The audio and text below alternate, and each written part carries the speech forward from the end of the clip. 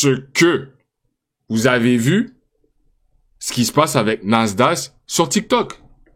Nasdaq, il a créé une content house avec que des détraqués mentales. Et mon petit frère, il écoute ça.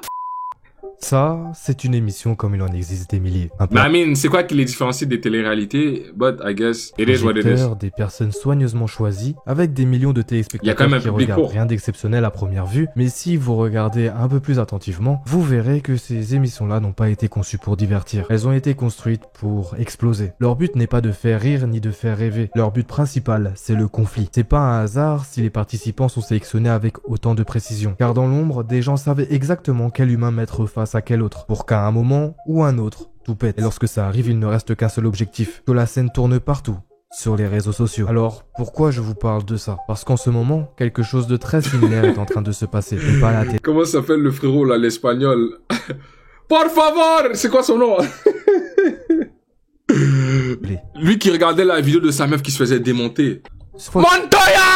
Le producteur n'est pas anonyme, je pense que vous le connaissez tous. Nasdaq, 10 millions d'abonnés, un des plus gros influenceurs de France. Une intention tellement fulgurante qu'en moins de 4 ans, il a réussi à atteindre ce palier des 10 millions d'abonnés. Mais son histoire à lui, on le garde pour une autre vidéo, car aujourd'hui, ce qui nous intéresse, c'est l'histoire de l'un de ses membres de sa team, une femme choisie pour faire partie d'un live stream diffusé 24 heures sur 24, sous l'œil d'une communauté toujours plus grande. Une femme qui, un jour, n'a pas eu d'autre choix que de dévoiler un passé insoutenable. Ok, bonsoir tout le monde, installez-vous confortablement. Aujourd'hui, on plonge dans le drama autour de Mouna, de la team Nasdaq. Ce que vous allez découvrir risque de changer votre regard sur tout le reste. Ok. Bien, pour comprendre toute cette affaire, laissez-moi... Mouna, Asia, c'est de là... Damn. Dans des mauvaises positions, bro. Moi vous présenter la personne au centre de ce drama, Mouna. Ouais, j'ai vu ça. 2.5, ça a l'air un peu low. Je pense que ça, c'est ce qui est fait sur la plateforme Twitch, peut-être. Ça, c'est sans inclure Impossible. YouTube, les sponsors, tout ça, là. Kai Cenat... mi-2022, pas longtemps après que l'équipe ait commencé à vraiment exploser sur les réseaux, et très vite elle s'est faite remarquer. Son franc-parler, sa manière de parler sans filtre, son caractère bien à elle, ça a directement accroché avec la communauté. Et puis quand Nasdaq est revenu après sa pause des réseaux, elle était encore là. Parmi tous ceux qu'on voyait avant, c'est l'une des seules têtes qui est restée. Et ça veut dire quelque chose. C'est pas juste une figurante pour le contenu. Elle fait partie du quotidien. Une chambre lui est carrément dédiée dans la villa. En gros, elle vit là-bas, c'est chez Nasdaq que se passe sa vie, et croyez-moi, ce détail a toute son importance, on va y revenir juste après. Mais avant ça, faut qu'on parle des streams, parce que c'est là que tout commence à changer, et c'est principalement à cause de ça que ce drama existe aujourd'hui. Si vous avez suivi un peu ce qui se passe sur Twitch depuis quelques mois, vous avez peut-être vu ce que Nasdaq a mis en place. Un live quasi permanent, jour et nuit, des caméras partout dans la villa, des extraits qui sortent en boucle sur TikTok, des clashs, des tensions, parfois même des moments gênants et ultra intime, capturé, clippé. Dans le fond, c'est le même concept que AMP House, Face Clan House, tous les créateurs de contenu du States. Mais est-ce qu'il y a des gens legit dans le chat? Est-ce que vous vous assoyez, vous écoutez un live de Nasdaq de sa villa? Je suis sûr que mon petit frère fait ça, c'est obligé. C'est lui qui m'a mentionné ça. Toutes ces affaires de Nasdaq. Genre, I guess ça peut être entertaining pour certaines personnes, bro. Si t'as suivi Nasdaq depuis la chaîneté, depuis les quartiers, depuis ça, le voir dans une villa, inviter aussi des créateurs de contenu Twitter, là. Je pense qu'il y avait un gros combat qui devait avoir lieu entre des créateurs de contenu, un truc comme ça. Que des problèmes. Il a sa communauté quand même. Mais c'est des jeunes. Et balancé sur les réseaux en temps réel. Ce n'est pas juste du divertissement, c'est devenu un spectacle humain avec ses hauts, ses bas et surtout ses dérapages. Et au cœur de tout ça, Mouna, qui récemment s'est fait afficher publiquement en live par un autre membre de la team Nasdaq, Bilal. Faut savoir un truc, pour ceux qui ont arrêté de suivre Nasdaq ou qui ne le suivent pas du tout, Bilal, c'est un des membres les plus détestés de la team. Au même niveau Cassia. Pour vous donner une idée, la commune n'attend qu'une chose, qu'il dégage. C'est le genre de gars qui met son nez partout, qui fout la merde juste parce qu'il peut, et qui adore être au centre du chaos. Et devinez quoi? C'est exactement ce qui s'est passé. Et ce, il y a quelques jours en stream.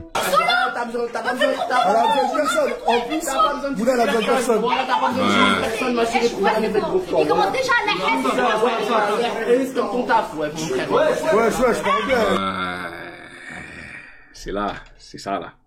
C'est ça qui a tourné. Là, après ça, elle a voulu lui mettre une tape. Ah!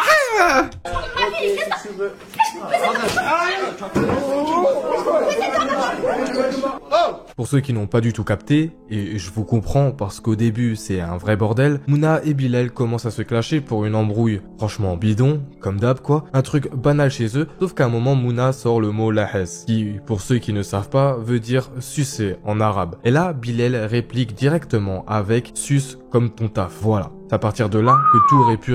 N'empêche que c'est un méchant comeback, hein. Oh ouais, si t'as ça sur ton CV, quelqu'un te comeback comme ça, GG's, hein. Rester un petit drama sans importance, une embrouille de plus dans la team, comme on en voit tous les jours dans leur story ou leur live, mais non. Parce que là, c'est Nasdas lui-même qui a décidé d'exposer Mouna publiquement, et c'est là que le vrai drama commence. J'ai pas dit ce que je t'ai toujours dit. Mais j'ai pas dit ça. Mouna, à l'âge de 13 ans, elle était dehors.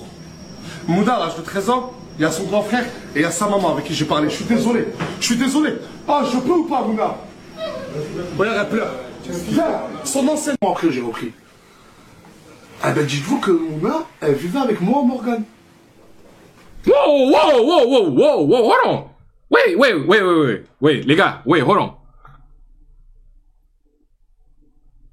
Je calcule un truc, là. Attends. Le gars, il a juste vu comme ton taf. C'est Nasdas qui a dit qu'elle se prostituait à 13 ans.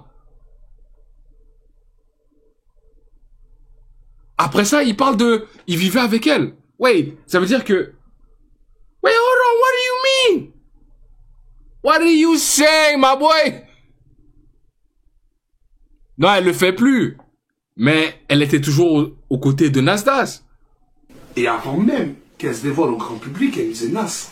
Elle a toujours eu cette boule au ventre que des vidéos d'elle ressortent et tout. Mais ça l'a hanté. Et je l'avais prévenu il y a déjà 2 mois en arrière. Je dis écoute, tôt ou tard, c'est vrai que ça ressortira.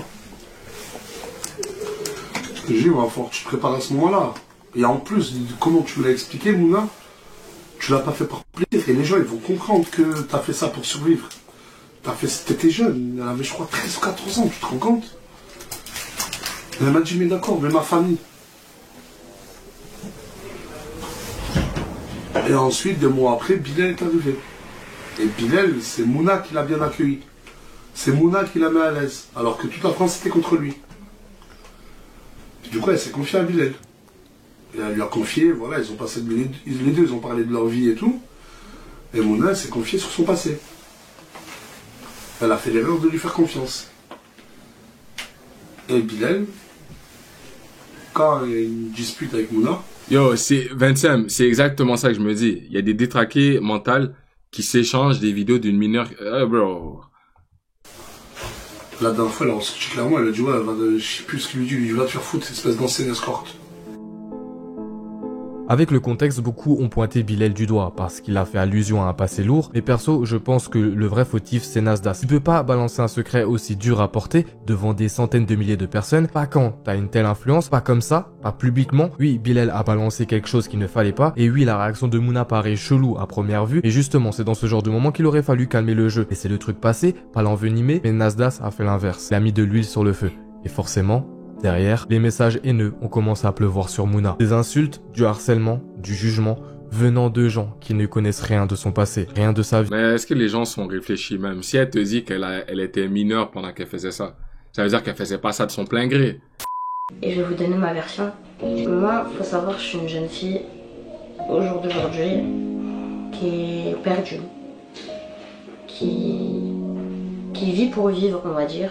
J'ai vécu des choses dans ma vie qui ont fait de moi la personne d'aujourd'hui, qui ont forgé mon caractère, qui ont fait de moi Mouna. Et pour vous dire le pourquoi du comment du coup je fais cette vidéo, c'est que Bilal a sorti quelque chose en live qu'il aurait pas dû et il l'a fait à 2 reprises. La première fois c'était ouais, escorte. La deuxième fois c'est comme son ancien taf. Et j'ai pas envie de vous laisser sur ces deux phrases qui veulent dire et rien dire à la fois. Tout ce qui est familial, je vais le sauter. Je vais passer direct dans le vif du sujet. J'ai pas envie de mettre mes parents dans les problèmes, j'ai pas envie de mêler ma famille. Je respecte, chose que Bilal n'a pas respectée. Il a oublié que mes parents, mes frères ont une vie et ont un entourage et que là il a pas touché moi, mais il a touché une famille, il a peut-être brisé une famille. Et que ça se trouve qu'à la fin de cette vidéo, peut-être ça se trouve je suis déjà reniée, mais peut-être qu'à la fin de cette vidéo, je le serai. Ouch. Renier carrément. I mean, c'est une erreur. Ah, man. Moi, je m'en fous. Moi, j'ai une fille. Peu importe par quel chemin elle passe. Elle peut devenir une craquette, escorte, elle peut avoir tué quelqu'un. Si elle revient au bercail, vas-y, les portes sont ouvertes. Hein. Come on, bro. C'est la famille. Vraiment. Du coup, moi, il faut savoir que mon père m'a mis dehors à l'âge de 14 ans. Et je vais épargner beaucoup de détails. Et j'ai dû me débrouiller seule. Et moi, à ce moment-là, j'avais une amie à moi, elle était sur Paris. Et elle était plus grande que moi. Elle avait 20. Elle avait 20. Et ouais, et moi j'avais 14. Et son métier, c'était de vendre son corps, de jouer de sa beauté, de jouer de ses atouts. Certes, à son âge, elle pouvait travailler, mais une fois que t'es dans ça, c'est compliqué d'en sortir. Et moi, pendant une semaine, je dormais dans une cave dans ma ville et elle m'a dit viens. Elle m'a dit Mouna, viens, tu vas pas rester toute ta vie dehors. De là, j'ai fraudé le train, je suis arrivée à Paris, 16e arrondissement, appartement et tout. Bam, premier client, deuxième client, troisième client, quatrième client, cinquième, sixième, Puta caray. Puta caray. Oh, on parle d'une mineure là. Aïe, puta caray. Le truc de malade. Tu vois pas la suite. De là, t'apprends vite les tarifs. 10 minutes 50, 30 minutes 150, 1 heure 350. Il y a les suppléments. Je vais vous expliquer un peu le but. Bon, c'était... je propose fellation, je prends en bouche mais je n'avale pas. Rapport vaginal protégé, duo, avec capote obligatoire. Les 10 minutes sont à 50, les 30 minutes sont à 150, l'heure est à 350. Et voilà, et je fais ça toute la journée et je pouvais faire 2000 € par jour. Et à 14 ans, quand tu fais 2000 € par jour, tu oublies tout en fait. Et j'avais même oublié que j'étais dans la galère. Je sais pas comment dire, j'étais dans la galère mais j'avais oublié. Man, yo, je veux pas parler de chiffres. Parce que this is crazy. Elle faisait 2000 € par jour. J'ai commencé à fumer, j'ai commencé à boire, j'ai pris de la coke, j'ai pris de l'extra, j'ai pris pas mal de choses et au bout de 6 mois, ma mère elle m'appelle et moi je pensais qu'elle allait me dire rentrer à la maison et tout. Et elle m'a appelé et elle m'a dit oui, ton frère il a perdu la tête et il s'est échappé à Paris et il s'est fait arrêter et il est en psychiatrie à Paris. Et je lui dis bah moi je suis à Paris. Je lui dis mais tu m'appelles que pour me dire ça et tout genre. Et en fait elle était en panique par rapport à mon frère et tout. Elle m'a dit ouais, elle m'a dit c'est pas à moi de t'appeler. Elle m'a dit c'est à toi de m'appeler. Mais moi après tout ce que vous m'avez fait, je peux pas vous appeler comme ça, vous m'avez mis dehors. Vous avez mis votre fille dehors, vous l'avez pas appelée déjà pendant 6 mois et le jour où vous l'appelez c'est pour lui demander ton frère si tu peux aller le voir et lui ramener des choses. Bah, j'ai pas refusé et du coup de là je suis allée dans le 9-4, des habits, des trucs à mon frère et tout, mais mon frère je l'ai pas vu parce que du coup il était en psychiatrie. En psychiatrie tu peux pas voir la personne qui vient de se faire interner. 2 semaines après ou quoi, j'ai fait des ballons et j'ai appelé ma mère et j'ai dit tu penses tu peux revenir à la maison et tout et tout. Et elle m'avait dit vois en gros avec ton père et tout. J'ai dit ouais mais moi je veux pas, genre en gros toi vois avec lui. Et moi après en fait faut savoir que ma pote avec qui j'étais, elle avait personne pour l'épauler, rien. Et moi j'ai pris une grande affinité avec elle, vraiment c'était devenu ma grande sœur. Et je pouvais pas la laisser comme ça.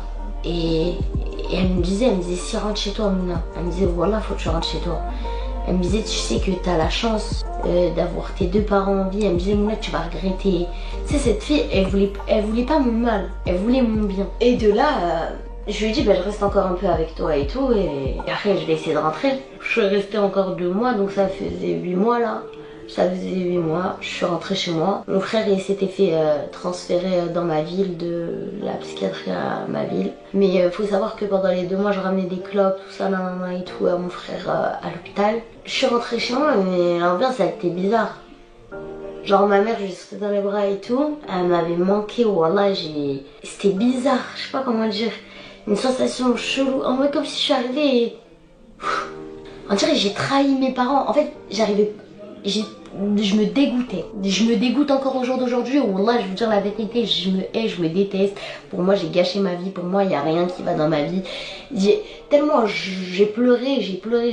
Regardez, je vous raconte ça comme si il y a pas de larmes. J'ai gâché ma vie. Je l'ai fait de mes propres mains. Et puis t'as l'autre fils de pute qui l'a out comme ça, bro.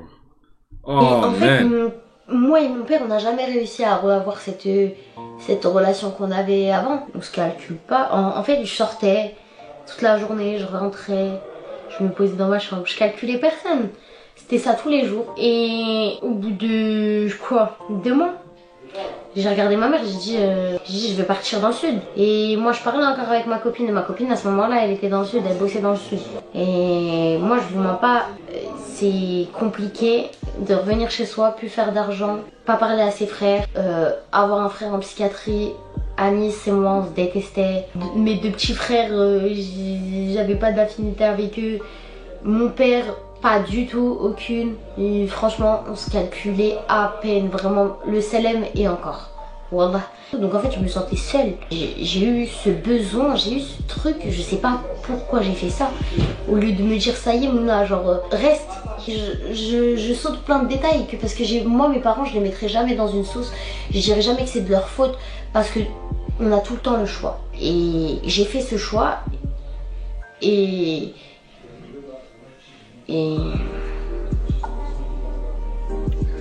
Attendez, je fais une pause. Damn. Attendez.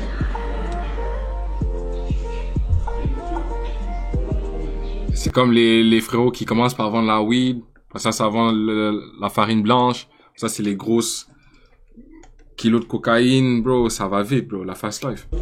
Et du coup, je sais pas, je ressentais ce manque de faire de l'argent, de tout. J'étais plus dans la société normale. J'avais vécu trop de choses, j'avais vu trop de choses.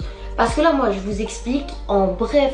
Je veux pas rentrer dans le sujet de ce qui m'est vraiment arrivé, parce que ça mettrait pas mal de gens dans les histoires. En fait, j'essaie d'éviter un max les problèmes, parce que je pense à mes parents. Du coup, je saute pas mal de choses. Je suis retournée dans le sud. Et de là, j'ai fait pas mal de villes dans le sud. Plein de petites villes, Montpellier, Nîmes, Marseille, Aix-en-Provence. Bref, pas mal de petites villes. Et j'ai rejoint cette personne et en fait j'ai fait ça pendant des mois. Comme un déchet. En fait j'étais tellement vide, je me droguais et je faisais ça. Et c'était comme si j'étais habituée. Je sais pas comment vous dire, c'était... les gens ils se levaient pour aller, je sais pas, travailler moi, à Leclerc. Et moi je me levais pour Hachek, regarder un vieux de 60 ans me faire l'amour. C'est même pas l'amour, c'est... trop, voilà. Et je vous le dis, sans larmes, vous dites, elle est tarée.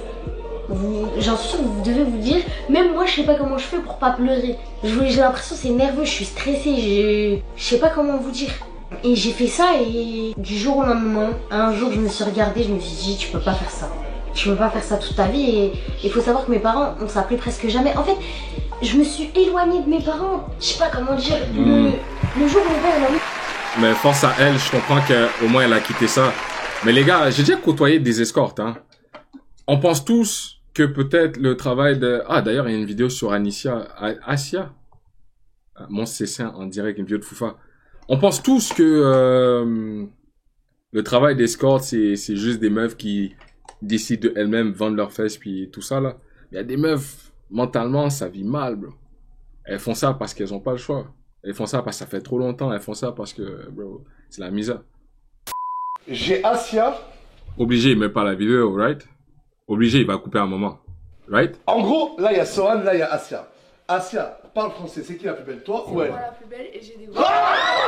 Oui, vous ne rêvez pas. Devant 200 000 personnes en live et maintenant devant des millions de gens, Asia a montré sa poitrine, comme ça. Le pire dans tout ça, c'est que plusieurs gosses étaient présents. On a Djibril avec un petit pyjama Sonic qui était au premier rang quand ça s'est passé, ainsi que d'autres adolescents présents dans la pièce. Je vais pas faire une leçon de morale sur le fait que c'est pas bien de faire ça. Ça non, on s'en fout, tout le monde le sait. Ce dont je vais parler maintenant, c'est que Nasdas a poussé Asia à commettre cette action, et ce, 2 minutes avant la terrible action d'Asia, mais aussi depuis des mois maintenant. Cela fait pas mal de temps qu'une manipulation est créée sur Asia. Dans ses stories, Nasdaq, et ce à de multiples reprises, aime comparer Asia à d'autres femmes. Et quand Nasdaq le fait, il est tout le temps entouré d'une dizaine de personnes qui se foutent ouvertement de la gueule d'Asia. Puis par la suite, lorsque Asia fait des sessions maquillage, Nasdaq s'empresse de la filmer en lui disant qu'elle est magnifique, qu'elle est belle, etc. Alors que son maquillage est totalement loupé, et puis va publier ça en story devant des millions de gens. Ce qui fait que logiquement, ses abonnés vont aller au sens contraire de Nasdaq, et cette fois-ci, ce n'est plus une dizaine de personnes qui se moquent d'elle, et bien des millions. Créant donc un complexe que cette femme veut absolument faire disparaître, et ce, en étant toujours au centre de l'attention. Avant la pose de Nasdaq, cette fille n'était pas comme ça, mais c'est au fil du temps, avec une manipulation très bien ficelée de la part de Nasdaq, que Asia est devenue détestable en faisant des actes juste inhumains, tout ça pour être au centre de l'attention. Donc en vrai, ça se comprend qu'une fois à côté d'une femme que tout le monde trouve magnifique, et ce en même pas 5 minutes après qu'elle soit rentrée dans la villa, Asia veut se démarquer. Et je vais vous mettre ce passage qui a été mis à l'écart, mais écoutez bien ce que Nasdaq dit, vous allez voir que c'est ultra important pour la suite. Mais juste là. Mais tu joues le jeu, hein. Lève-toi s'il te plaît. Lève-toi, Swan, s'il te plaît. On va juger sur plusieurs aspects. Est-ce que vous êtes... Le setup de malade, bro. chaud? Ouais. Alors, c'est l'humiliation, très clairement. C'est humiliant faire tout ça. Un peu plus à côté, voilà. Alors. Au tout début du clip, on remarque qu'Asia n'était pas d'accord de se comparer à Swan. Nasdaq, avec un ton assez énervé, lui dit de se mettre juste là, alors qu'en réalité, elle se retrouve encore une fois devant tout le monde. Et pour le coup, en plus, elle se fait prendre off guard, bro. Elle était couchée, tranquille. Réellement tout le monde, une dizaine de personnes en face d'elle, des centaines de milliers de personnes sur Twitch, et en plus un snap qui devait sortir sur le compte officiel de Nasdaq. Par la suite, Nasdaq lui précise bien qu'elle doit jouer le jeu, et donc encore une fois, jouer un rôle devant sa communauté. Et c'est là qu'on se rend compte que Nasdaq a une emprise sur tout le monde dans la villa, mais surtout sur Asia. C'est rendu toxique, là. On remarque vraiment que là, tout est vraiment bien scénarisé et orchestré. Donc après tout ça, toute cette pression, Asia a dévoilé sa poitrine devant le monde entier. Mais ce qui est intéressant maintenant, c'est de savoir ce qui s'est passé après cet incident. Et écoutez bien ce qu'ils se disent, car je vous promets que c'est très très important. Mais tu savais pas quoi? Tu savais pas quoi? Tu savais pas quoi? Qu'on ne doit pas montrer ses on a coupé le live, on n'en peut plus d'elle, voilà. En gros, je vous explique, je sais pas si ça va tourner, en gros, il y avait ça.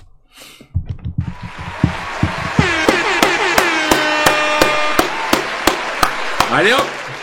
Ça dégarpille, ça déboule sur Twitch, pas sur Twitch. Va sur Kick, va sur Rumble, va sur les autres plateformes, s'il vous plaît.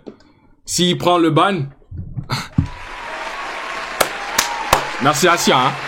Mais il y avait Asia. Et j'ai dit à Asia. C'était pourquoi? Pour la story. Est-ce que je mets. Attends. Est-ce que je mets ça en story, moi? Une fois, c'est ça en story. Mais t'es malade, toi, ou quoi? Même que ça soit. Mais c'est quoi ce délire? Et en gros, j'ai dit Asia qui est plus belle, toi ou Sohan. Et Asia, personne n'a compris son délire. Elle a fait ça. Et en gros, c'est manquer de respect à tout le monde. C'est manquer de respect à plus de 200 000 personnes. Le soir en live, on essaye de passer la soirée avec vous en live, de partager des moments avec vous, de rigolade, d'engueulade. Et franchement, ce soir, tout se passait bien. Mais il y a toujours une personne qui veut être au centre des attentions. Cette fille-là qui a décidé aujourd'hui, on ne sait pas pourquoi. Bro, même ça, c'est cringe. C'est quoi, t'es son papa? Tu la grondes? Yo, bro. On ne sait pas pourquoi de montrer une partie de son corps. Pourquoi tu regardes ça, what the fuck? Yo, tap in, man. Just shut up and fucking tap in, bro. C'est personne là. Moi, c'est une facette d'internet que je connaissais pas autant. Et vu tout le drama qu'il y a, moi, je vais juste regarder la vidéo de Foufa. T'es fou. Moi, je m'assois pas devant des lives de Nasdaq où je vais checker Snap. Non. Mais ça fait du bien catch up un peu pour savoir ce qui se passe dans cette sphère d'internet. A vu venir. Bon, déjà comme prévu, tout le monde se retourne contre Asia, Nasdaq se dédouane, mais au milieu de ce chaos, Asia lâche une phrase, un truc court, mais qui, pour moi, dit tout. Elle dit « Je pensais que c'était juste pour la story ». Et là, faut s'arrêter 2 secondes. Parce que cette phrase, elle ne sort pas de nulle part. Elle n'est pas anodine, elle n'est pas vide de sens. Non, Pour moi, cette phrase, elle valide quelque chose que beaucoup disent depuis longtemps sur Nasdaq, quelque chose qu'on ressentait déjà, mais qui n'avait jamais été aussi dit clairement par quelqu'un de l'intérieur, la mise en scène. Je pensais que c'était juste pour la story, ça veut dire quoi exactement? Eh ben, que tout ce qu'on voit, tout ce qu'on vit dans cette vie-là, c'est pas forcément spontané. C'est peut-être même écrit à l'avance, comme un script, et ce n'est pas juste une hypothèse. Quand une personne comme Asia, qui vit dans cette ambiance au quotidien, réagit comme ça, c'est que dans sa tête, elle répond à une attente. Elle pense jouer un rôle, elle croit qu'elle est là pour faire du contenu, et donc même l'absurde, même l'indéfendable, peut sembler normal. Parce que dans cette logique-là, tout est bon à filmer, tout est clippable, tout est bon à vendre. Et c'est exactement ce qui fait peur. Quand tu vis dans une mise en scène permanente, tu ne sais plus ce qui est réel, tu ne sais plus si t'es toi-même ou juste un personnage de plus dans une timeline. Pour le moment, on n'a pas encore d'informations sur le bannissement de la chaîne Twitch de Nasdaq. On c'est l'espère, pas grave, hein. car il y a mes lives à 21h tous les soirs. Non, il y a mes lives, plutôt, Foufa. Il y a mes lives. Toutes les vendredis, à partir de 15h, 21h en France, on est live sur Twitch, ok? Ça fait 6 heures de live, regarde. On est ensemble, on est concentré. Fuck les lives de Nasdaq, venez ici. Venez, on s'assoit ensemble. On vibe, on chill. Good vibes. Les vendredis, hein. Après une longue soirée, longue journée. Tu t'assois ensemble sur un live de Roseway. Et puis, voilà, quoi. Ok!